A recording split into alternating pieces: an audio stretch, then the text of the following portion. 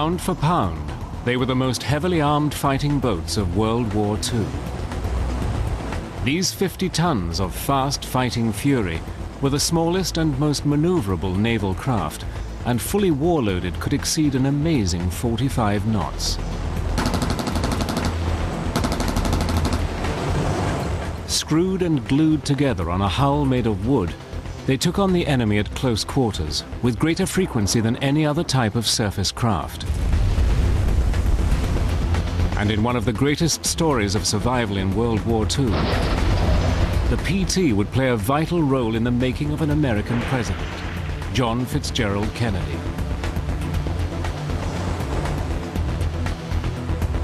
Using extraordinary archive film and color reenactments, Battle Stations goes out hunting with a ship with a sting in its tail, the Mosquito Fleet of the deadly PT boat.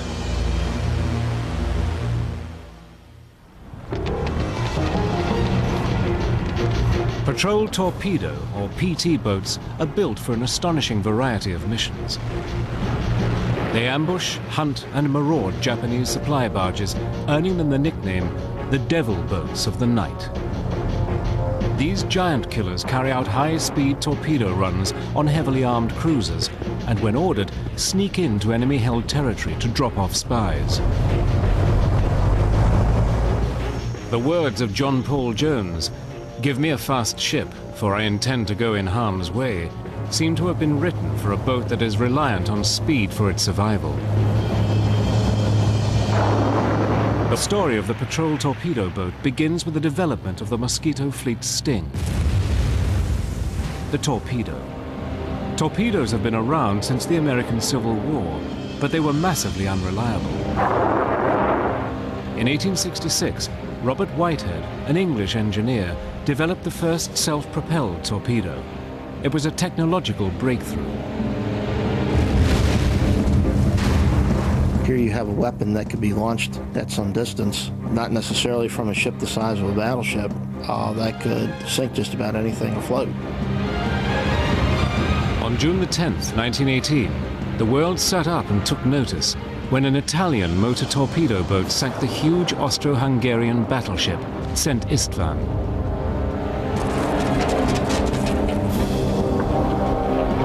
Despite this spectacular success for the small torpedo boat, America concentrated on building up her fleet of big battleships and later aircraft carriers.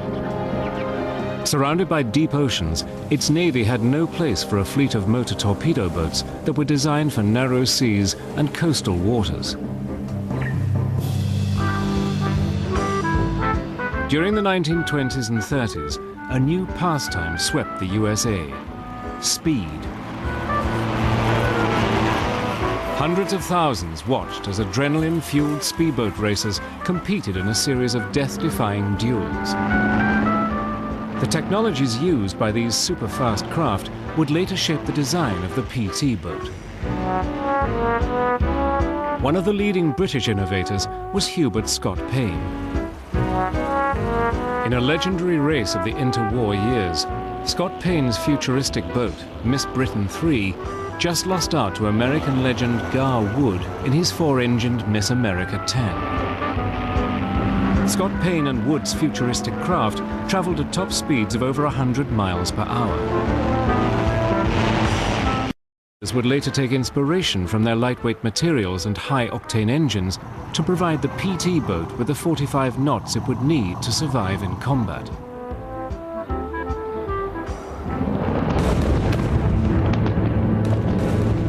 In September 1931, across the Pacific Ocean, Japan invaded Manchuria. It was the beginning of a blitzkrieg across the Far East. The US Navy, wary of the security of its Pacific islands, was forced to develop a fast attack craft for their defense. In 1939, the building of 8 PT boats was given the go-ahead, but most were considered obsolete even before they were completed, as the US Navy showed more interest in the designs of Scott Payne. He was pretty much a speed freak. From his aviation background, he was into materials technology, lightweight structures, high-powered engines, aero engines. So he was combining the whole sort of aircraft industry and put it onto the water. He was, years ahead of other builders. By 1939, Scott Payne's latest boat, the PV-70, was impressing designers on both sides of the Atlantic. The American company Elco was keen to take a closer look. Owen Chase, the chief designer from Elco, came to the British Powerboat Company, went out on trials on the PV-70, and were just amazed at its seakeeping qualities and the way it could take large amounts of armament with relative ease. It was quite a phenomenal boat. At the same time in Europe, Hitler's Nazis had begun their onslaught. On September the 3rd, 1939, war was declared. For the US Navy, finding the right boat design had become less of a precautionary measure and was now a top priority. Just 2 days later, Scott Payne and his PV-70 arrived in New York. It was renamed PT-9 and put through its paces in front of a Navy trial board. Scott Payne himself was at the helm, and the officers that were involved in the trials was very complimentary about the handling of the boat. In January 1940, Elco started construction of 10 70-foot PT boats based on the PT-9. In July 1941, the plywood derbies were held, where the next generation of these fast attack craft were pitted against each other. Prototypes from Elco and rival companies Higgins and Huckins competed in heavy seas. But it was the Elco boat, based on Scott Payne's designs, that emerged as the victor and won the lion's share of the Navy's contracts. PT-9 was basically the prototype for all PT boats to follow. Now, that's not quite the truth, the whole truth, and nothing but the truth. Andrew Jackson Higgins had his own ideas about how a boat should be designed, but the 70-foot Elco that the PT-9 was based off of was pretty much the mainstay of the early part of the war. Elco, Higgins, and Huckins went on to build over 500 PT boats for the US Navy. An Elco 80-foot redesign was constructed to deal with heavy armament, and this became the Mosquito Fleet's main vessel. Built around a mahogany frame, the fully war-loaded 80-foot PT boat weighed in at 50 tons. Aircraft fabric soaked in marine glue was sandwiched between 2 layers of mahogany planking. This, along with nearly 500,000 screws, gave the wooden wonder its strength. Below decks, the powerhouse. 3 12-cylinder Packard engines were fed by aviation fuel stored in tanks that held 3,000 gallons. At full throttle, 500 gallons an hour were needed. The boat carried 2 twin 50-caliber machine guns. Later, a 20mm cannon was added to increase its sting against aircraft. As the boats took on different enemy targets, more machine guns and even mortars were put in place. Most boats carried 4 Mark 8 torpedoes with a range of over 5 miles and an awesome 300-pound warhead. The PT boats would not have to wait long for action. As the Japanese advanced, they would be at the heart of one of the most audacious rescue bids of the Second World War.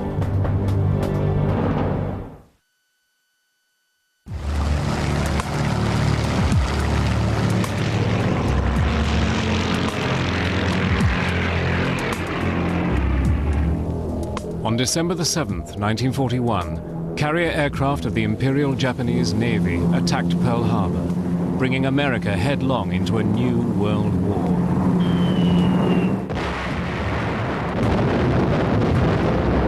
Within 55 minutes, 2,400 people were dead, and the main battle line of the American Pacific Fleet was crippled. Amid the chaos and carnage, 2 gunners on board one of the new PT boats were credited with bringing down the first Japanese aircraft of World War II.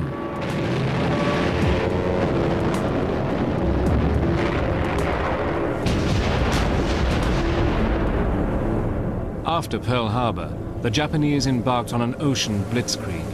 A totally unprepared America was rapidly driven back. The Asiatic squadron that was based in the Philippines, all of the major naval ships were pulled back because the Navy was afraid they were going to lose them. So here you have a squadron of PT boats that is basically, they're orphans. They have no support. All their bases have been bombed. Their supplies are gone. People were desperate. There was little hope that you could get out. The question was how you would survive. In December 1941, there were just 29 PT boats in the entire US Navy.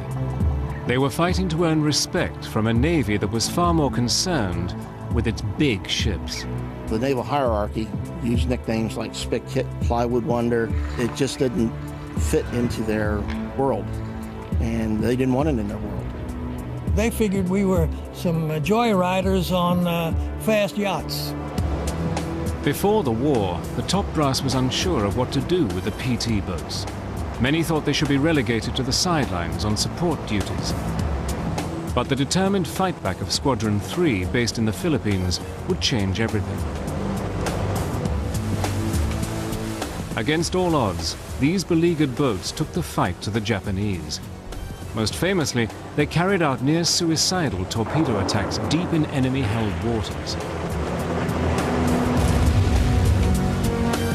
They were led by Lieutenant John D. Bulkley, a maverick who would go on to earn the nickname the Wild Man of the Philippines.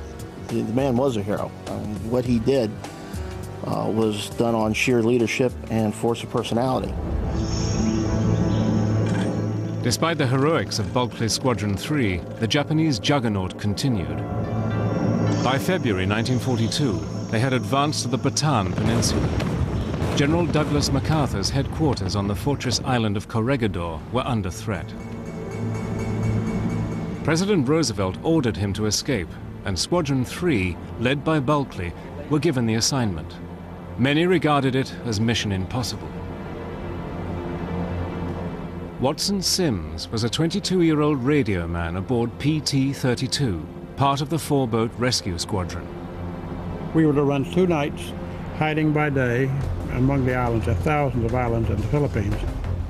As night falls, Bulkley's PT-41 moors at the besieged Corregidor to collect General MacArthur and his family.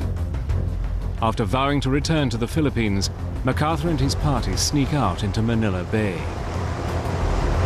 Waiting just beyond the island's minefields are PT boats 32, 34, and 35. They plot a course through 560 miles of Japanese-patrolled waters along the Mindoro Strait, past the islands of Panay and Negros, and on to Cagayan on the island of Mindanao, where they are to deliver MacArthur.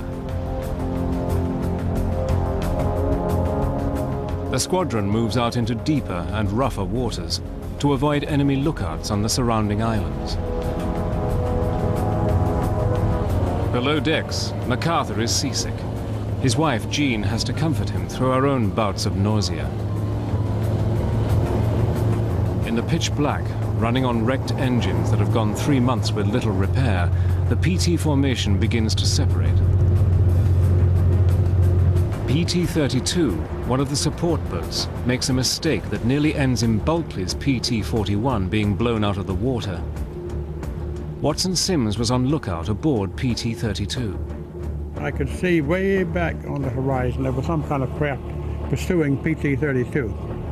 And I was ordered by Vincent Schumacher, the skipper, to help throw off gasoline dumps. He was tossing off the 50-gallon drums of gasoline to try and gain speed because the boat, whatever it was gaining on us. Schumacher said, "Stand by your guns." We were prepared to fire. And to this day, I think he did say, "Commence firing." And one of the generals said, "Don't shoot, it might be somebody else."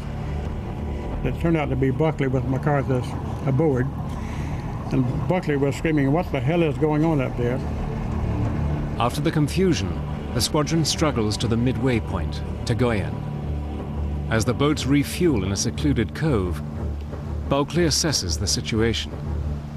PT-35 has fallen behind and is missing, and PT-32 has no gasoline left after jettisoning its extra drums. He decides to continue the mission with just 2 boats. That evening, PT-41 and PT-34 leave the cove and immediately spot their worst nightmare, a Japanese warship. Normally they could outrun her, but in their worn-out condition, they are an easy target. Anxious minutes pass. Eventually the warship moves on. The two boats miraculously make it to their destination. After 35 sleepless hours, General MacArthur is safely delivered. Mission impossible accomplished. Later that day, even PT-35 struggles into Mindanao. MacArthur expressed his gratitude by saying, "You have taken me out of the jaws of death. The PTs have earned their keep 1,000 times over." The general was flown to Australia to begin his preparations for the fight back in the Pacific. John Bulkley was presented to the American people as a hero. PT boats are wooden craft manned by iron men. Welcome into the service. Good luck to you, and hit 'em hard. A boat that was ignored at first had proved its worth to a skeptical navy that needed a quickly built vessel with a killer punch. Over 200 of these wooden wonders could be built in the time that it took to construct a battleship, and made out of wood, they didn't use up valuable steel resources. Hundreds of PT boats were built around the clock, in shipyards from New Jersey to New Orleans. At Melville Training Camp in Rhode Island, rookie PT boaters got the first glimpse of their new steeds. I asked one of the Navy personnel as to what kind of a boat was that was going up there. And they said, "Oh, that's the PT boats. You'll love them." From that point on, I knew I was destined to become a PT boater. 20,000 enlisted men and 2,500 officers trained at Melville over the next 5 years. The now legendary Bulkley gave the men the benefit of his experience. You men are about to begin training in one of the most fascinating and adventurous branches of the Navy. A branch in which you'll be able to come to close grips with the enemy. And when at close grips, to deliver a blow with one of the most powerful craft this war has developed and exploited, the motor torpedo boat, the PT. With its swashbuckling image, young Ivy Leaguers and college sportsmen rushed to sign up for the new boats. We did have a lot of football stars and a couple of All-Americans on our squadron. I guess we were kind of hot shots, I suppose. I don't know. Getting used to the PT boat's notoriously rough ride was crucial for these novice crews. They tried to get us a little seasick, so they had pork chops for us the first time I was out. Some of the trainees had a little trouble keeping the pork chops down, I can tell you. The graduates of Melville would soon be put to the test. Battling against an increasingly deadly enemy, the men have to adapt their tactics and their boats if they are to win the bloody war in the Pacific.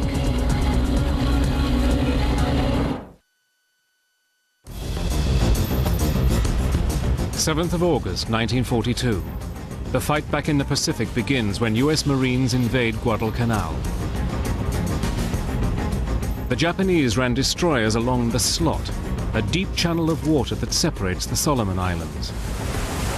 Nicknamed the Tokyo Express, they carried essential supplies to enemy forces on Guadalcanal.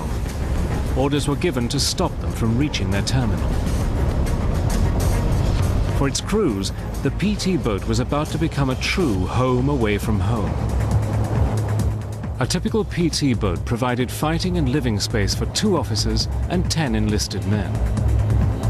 Above decks, gunners were positioned throughout the boat, at the bow, amidships, and at the stern. The torpedo man was located next to the tubes or racks to loose the deadly fish during a run on an enemy ship. The officers were normally found on the bridge. This was the boat's nerve center. It's from here that attacks were coordinated. Just under cover, below the bridge, was the radio man stationed. The main sleeping and eating quarters were here in the bow of the boat.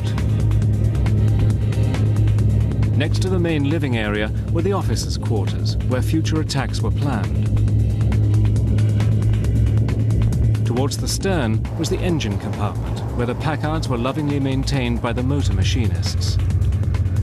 They tried to ensure that the PT boat reached high speeds from its 100-octane gasoline, but this highly flammable liquid made it vulnerable to air attack. One bullet in the fuel tanks and the whole boat could explode. Consequently, the PT boats mostly operated at night. Since the boats were not equipped with radar, everything had to be done by somebody seeing something, a glint of something, but that was about it. Sometimes the only way they knew the destroyers had gone through was the boats started bobbing around from the wake of the destroyers. And then when the boats did go into attack, then launch their torpedoes and hope the torpedoes didn't flash, hope the torpedoes ran right. If the destroyers spotted them, they would open up and run like all get out, trying to get away.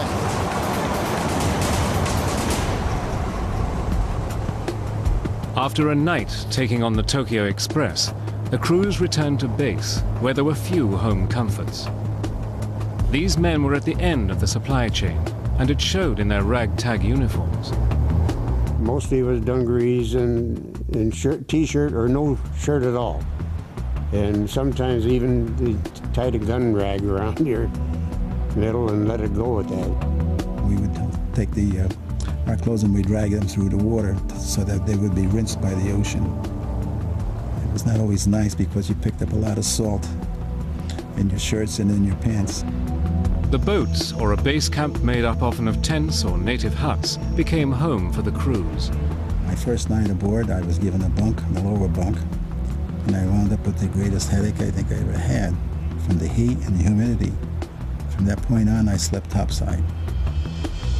The small crews were a true band of brothers, led by their young officers. They were only like maybe 24 years old, and you know, their crew members are only 18 or 19 years old. In such a small boat, a special esprit de corps developed.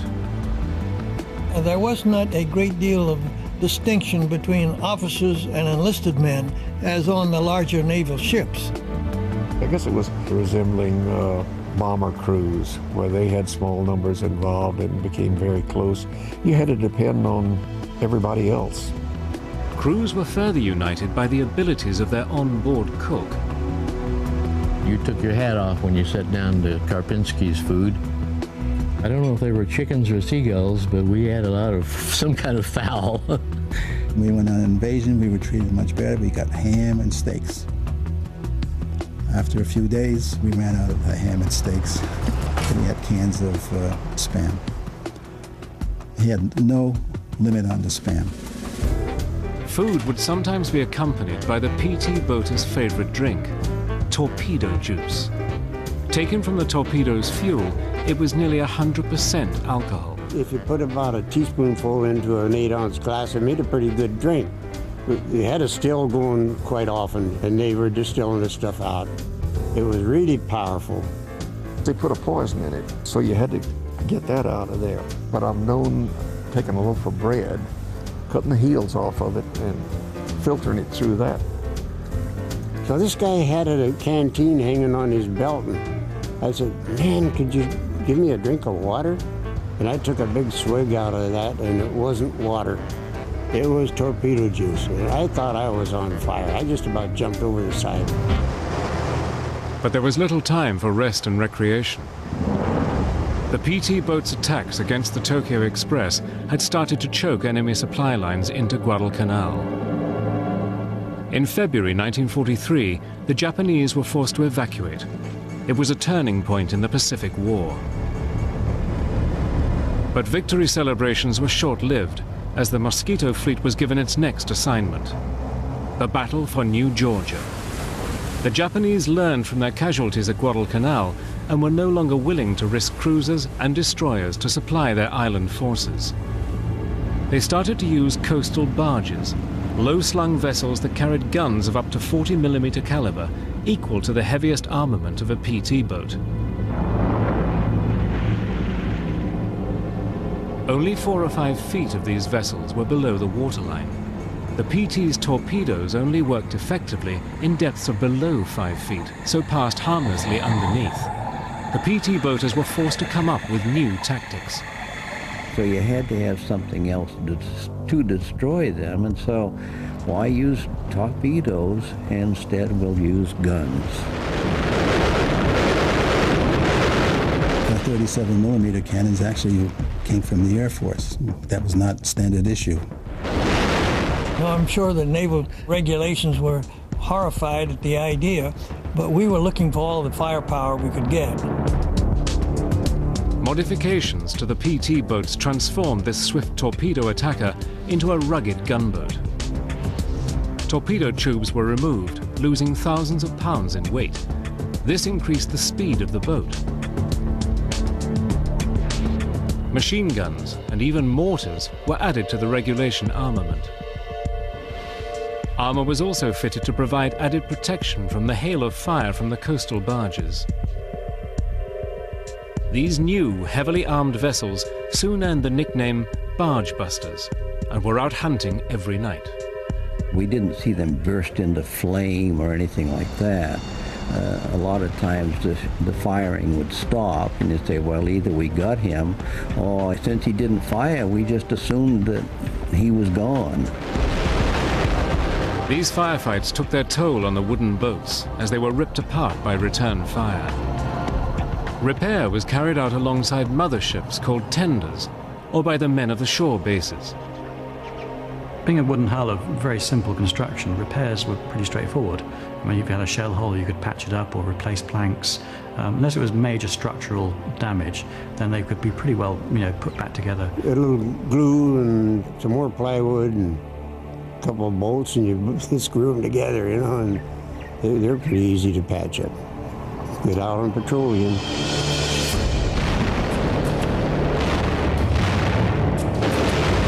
Whilst the Devil boats fought their way through the hell in the Pacific, in Europe, they were at close quarters combat with Nazi Germany and its ally, Italy.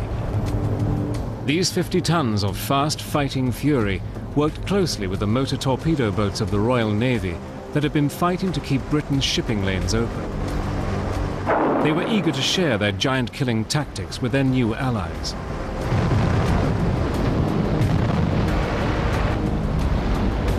Most of the new arrivals were sent straight out on patrol in the Mediterranean. Our job in the Mediterranean was to attack the F-lighters. They were shallow barges, very heavily armored, and they carried the freight to the German front along the western Italian coast. The F-lighter was 170 feet long and could transport 120 tons of cargo, including the fearsome Tiger tank. They traveled at approximately 10 knots and had a mixture of armament up to the mighty 88mm gun. The 88 was a deadly weapon and was used very successfully by the Germans on those. And the metal boat was very shallow draft. And we even tried wiring the rudders of the torpedo up to where it would run on the surface, which was unsuccessful, and finally decided that we were not equipped to really combat them. The PT boats changed tactics and concentrated on a different target, the pride of the German Navy. The E-boat, short for Enemy War Motorboat, was 106 feet long and weighed 78 tons. Longer and heavier than the PT boat, it was powered by 3 16-cylinder diesel engines. With 2 torpedo tubes, a 37mm anti-aircraft cannon, and a 20mm gun on the stern, this heavily armored vessel was a serious adversary for the all-wooden PT boat. An E-boat was a pretty fearsome thing to come up against. Similar sort of speed, 43, 44 knots. A lot more firepower, but not as maneuverable as a PT boat. PT boats would attack in groups and packs, and it was an element of surprise that would outwit the Germans. In the Mediterranean, the Devil boats hunted for their prey using the new technology of radar. They patrolled in threes, sailing side by side until the chance came to unleash their torpedoes. Side by side was much better because if you were the third boat in a line of boats, the fish had already gone and alerted the enemy, and you caught a lot of flack. When the firefights got too intense, the PT boats had another weapon which made them invisible. Smoke generators mounted at the rear of the boat. With the smoke screens, we were able to avoid, if they needed to be, we could combat them successfully and did. At the end of a 2-year operation in the Mediterranean, the PT boat's tally would be 23,000 tons of essential enemy shipping sunk. Much of this was the result of the pinpoint execution of a tried and true attack plan. So as we start on our run, the first thing you do is rig out the torpedo tubes. So the gunner's mates would go out and crank in these tubes. They would swing out. Each one had one torpedo. When you hopefully get a visual sighting, and there's a little torpedo gauge affair that you use to, not very exacting actually. You would settle down so that you weren't waving too much, and yell fire, and it would fire the 5-inch shell. The gases from the shell going off drove the torpedo out of the tube. Then you would wait and hope you would see an explosion. Then we would usually beat a hasty retreat.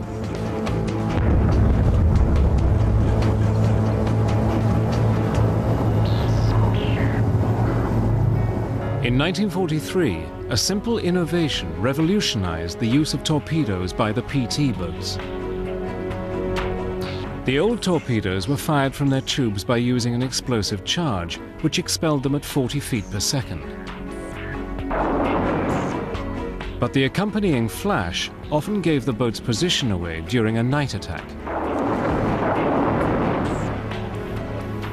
A lightweight rack system was developed. This enabled the torpedoes to roll off the side of the boat. On release, the torpedo's motors started and powered the fish to their prey. This rack system was more efficient and lighter. We lost about 2,000 pounds per torpedo, getting those big tubes off and getting this little simple rack. And from then on, the boats were faster and the torpedoes were more accurate. In July 1943, Allied forces invaded Sicily. As the drive into occupied Europe began, the PT boats patrolled the beachheads and defended ground troops where coastal minefields made it too risky to use deep draft vessels.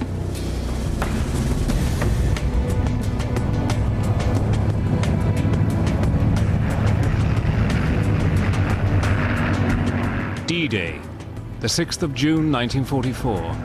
The largest amphibious invasion force in history was amassed. Protecting the 5,000 Allied ships was a squadron of PT boats. Clyde Combs was a 20-year-old on board PT 515. During the invasion, the purpose of the PT boats basically initially was a screening operation for the landing forces that went into the beaches at Normandy. We were blowing up floating mines with our 50 caliber machine guns.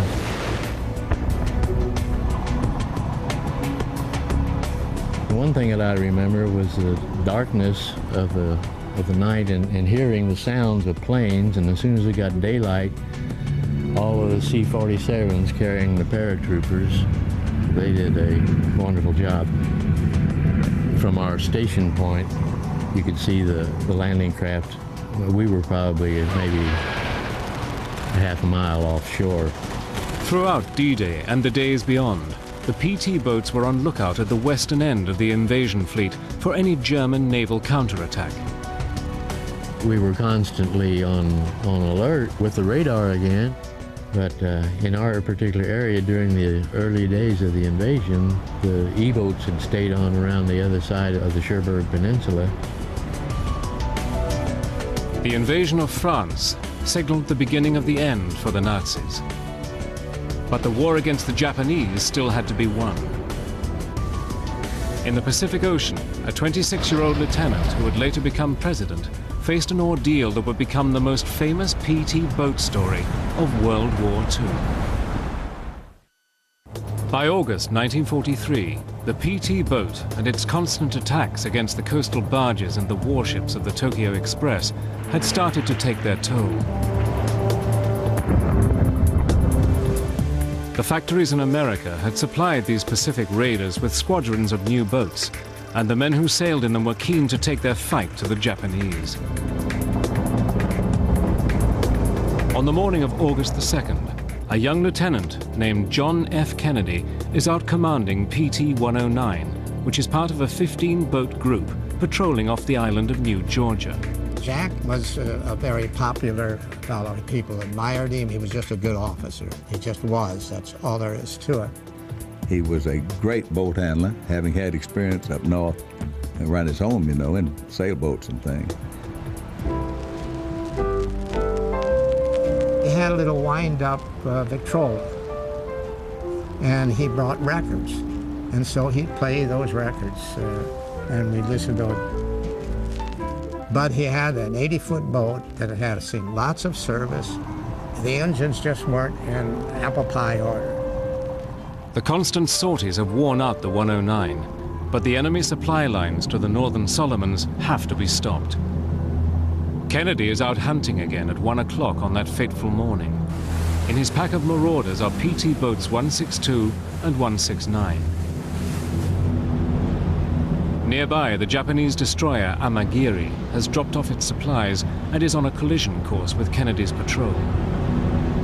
Accompanying the 109 is Lawrence Ogilvy, a 21-year-old gunner on board PT-162. Kennedy took the lead, and we were loafing along there on one engine, which is not really what was recommended, but to save gas, and you couldn't see where you were going. The Amagiri has to get out of these waters before daybreak, when air attacks are a real threat. It increases its speed. I saw the outline of the destroyer then right in front of me. He must have been doing about 30 knots. Suddenly, out of nowhere, before the 109 can react, the Amagiri emerges out of the black night and slices PT-109 clean in half. In a fireball, 2 of the men die instantly, and the boat's fuel tanks rupture. The sea becomes a blazing inferno. We thought that, oh man, they're gone, you know, that kind of an explosion and the fire and everything. We didn't think that they could possibly still be alive. Sam Reynolds was a young officer aboard PT-162. Yes, he just came out of nowhere and cut him in half. And started firing at us, and we ran, of course, zigzagging and laying smoke, and got away from him. And we left all the 109 and the crew there, and we took off for someplace. Buoyancy keeps some of the twisted wreckage afloat, and the men crawl onto what's left of their boat. As dawn breaks, Kennedy decides to take the 11 surviving crew ashore to Plum Pudding Island, where he hopes they will not be discovered by patrols from the nearby Japanese garrison on Gizo. He leads the way, dragging a badly burned crewman with a strap of his life jacket clenched in his teeth. It takes the exhausted crew 4 hours to swim to the beach, just 3.5 miles away. The next night, Kennedy packs a revolver and lantern and swims out into the strait. He hopes to alert a rescue vessel, but is not spotted. The survivors are marooned for 4 days. Their diet of coconut dwindles, but Kennedy refuses to give up. On the 5th day, natives spot them, and Kennedy carves a message on a coconut asking for rescue, which the natives take to a US Navy base on another island. Orders are given to PT Boat 157, which picks the men up. Their terrifying week-long ordeal is finally over. Their 26-year-old lieutenant, John F. Kennedy, had risked his life to ensure his men's safety. He was hailed as a hero and awarded the Navy and Marine Life-Saving Medal. When he became president, a replica of PT-109 was paraded through Washington. The story became a classic chapter in the history of the PT boat. For the next year, the shorelines of the Solomons and New Guinea became a battlefield as the Devil boats clashed with the heavily armed barges. But starved of supplies, the Japanese retreated. On October the 24th, 1944, General MacArthur fulfilled his pledge to the Filipino people. I said to the people of the Philippines whence I came, I shall return. The invasion of the Philippines began at Leyte. Protecting the invasion force were 45 PT boats that had made an incredible 1,200-mile journey from New Guinea. Japanese naval squadrons tried to burst through the Surigao Straits to the south of Leyte.